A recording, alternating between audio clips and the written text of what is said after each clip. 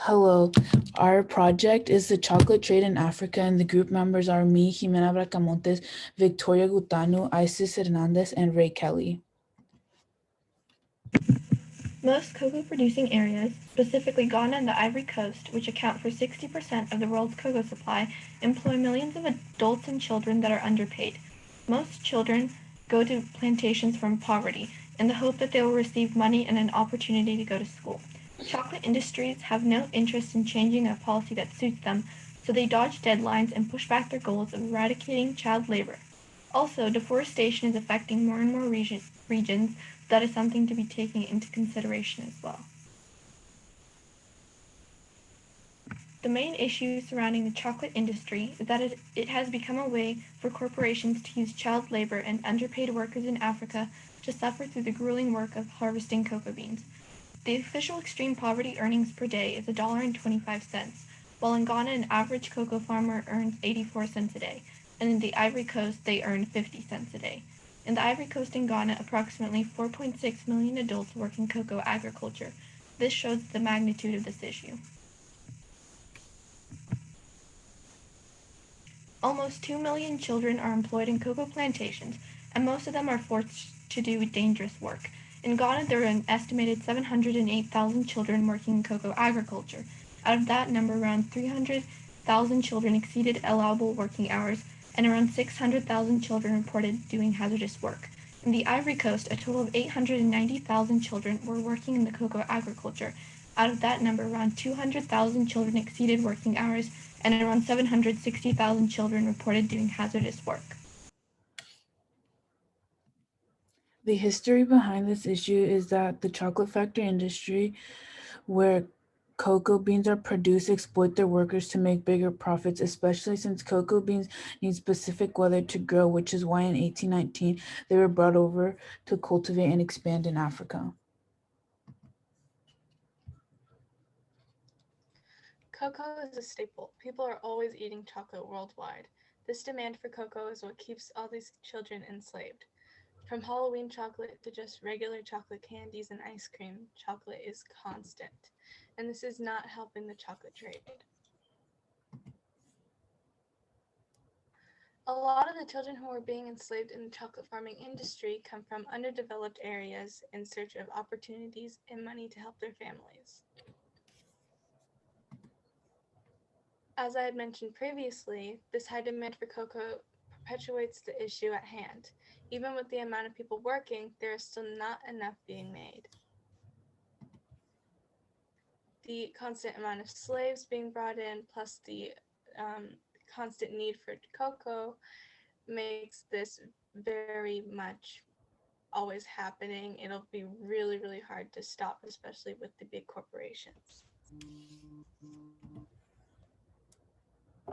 A main part of who is responsible for the child labor on cocoa farms is the companies enabling it. By continuing to source their cocoa from these farms, they're allowing these farms practices to continue. On the bottom and right side of the slide are some companies that cannot guarantee that the farms they source from do not use child labor. It's not just the companies enabling this, though. We as consumers do too. On holidays like Halloween, Easter, and Valentine's Day, chocolate is a popular candy of choice. As shown on the previous slide, though, many of the big brand chocolates we buy cannot guarantee they do not use child labor. By buying these chocolates, we are giving money to these companies and therefore giving money to these brands. As stated before, the people being affected by this are the children working on these farms. Some of them are being forced to work for low to no pay, others are doing it to earn money that their family desperately needs, and some others simply work on the family's farms.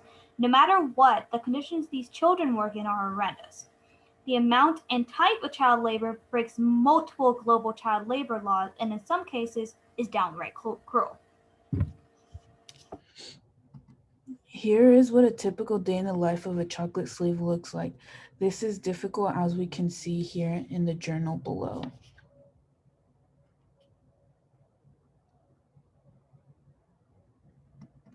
They have many tasks to do throughout the day that are done repeatedly one after another. As a result of these conditions, they have all contributed to the horrible childhood these kids have had. While many have tried to expose the exploitations the companies put on kids to cultivate the cocoa beans, no one has truly succeeded to do so.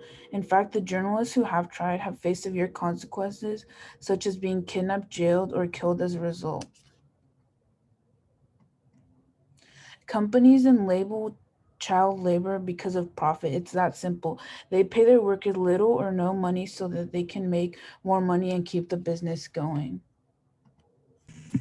Despite many companies lacking the initiative to improve the situation, many organizations are still pushing towards a better future for all cocoa workers. The International Cocoa Initiative and the World Cocoa Foundation have supported efforts to end child labor and to spread equality and fair pay to all cocoa workers. They have aided schools that teach farmers how to make more money off their crops, and they support environmental improvements, such as using minimal impact pest control, etc. Also, there's more awareness about this issue, and the communities are protesting as well. For example, this image shows Malayan children demonstrating against child labor. In 2001, 8 big food companies, including Nestle, Mars, and Hershey, signed an agreement drafted by 2 U.S. Democrats, Senator Tom Harkin and Representative Eliot Engel, to eliminate the, quote, worst forms of child labor in cocoa production by 2005. Not only did the industry miss that deadline and several subsequent ones, it will also likely miss a renewed goal to eliminate 70% of such labor by 2020. Most commercial chocolate companies do not want to put in the extra work to eliminate child labor because they are getting a huge amount of profit anyway. They have dodged crucial deadlines for decades, and their plans do not fully solve the problem. This issue is important because exploiting and profiting off of kids like this is not okay. It needs to be stopped at any cost. Kids should not be working in these conditions. They should be at school learning. And according to Washington Post, a kid being interviewed said he came there to go to school, and I quote, "I haven't been to school for 5 years now. Instead, he is working at the chocolate factories producing cocoa beans." A lot of unrecognized hard work that damages kids is put into cultivating the cocoa beans for the chocolate. A day in the life just comes to show what exactly we're trying to shine the light on. These kids are constantly struggling. They start early in the morning and end late at night. There's no time for rest because it's the same thing every day. They have no say in what happens to them. Most kids are either forced to work because of poverty, manipulation, or in some cases even sold to this industry of cocoa making. What you and others could do to improve these circumstances for the future is eat from more sustainable brands. There are so many chocolate companies that resource their chocolate from areas that are against child slavery. The most popular brands are the most insensitive. Most people express rage and discomfort when they learn that the chocolate that they're eating comes from child labor. Consider this the next time that you eat from the more popular and unsustainable brands. Some of these more sustainable brands that should be bought from more are listed on my slide here and are actually pretty easy to find. These brands are all rated with A pluses on greenamerica.org for sustainability and are approved by different federalizations. A simple and easy way that we as consumers could help with the problem are avoiding unethical chocolate brands. The brands shown on the bottom and right side of the slide are ones to avoid. These include, but are not limited to, Hershey's, which also distributes Reese's, Kit Kats, and Almond Joys, Mars, Nestle, Five North, and Lindor. The products shown on the previous slides are, as previous stated, sustainable and federally approved. So those brands, such as Divine and Theo, are generally good replacements. Another way that could help the situation that we as consumers can't do, but higher ups in governments can, is create more child labor laws and more frequent mandatory inspection from companies outside of the chocolate industry. These child labor laws would greatly minimize what these farms can get away with, and the inspections would make sure these farms are following child labor laws. Due to the high demand of coca and unsustainable methods, deforestation is becoming a rapid problem. Unsustainable methods are making it so current land becomes unusable, so more forest is being cut down to replace it.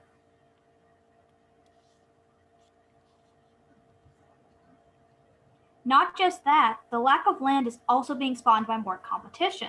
The cocoa industry is a large source of income for South African families, so more farms are being set up, which causes a land shortage. This again spawns more competition. These are all of our citations and resources that we use to collect our information, and thank you so much for listening to our presentation on the cocoa trade.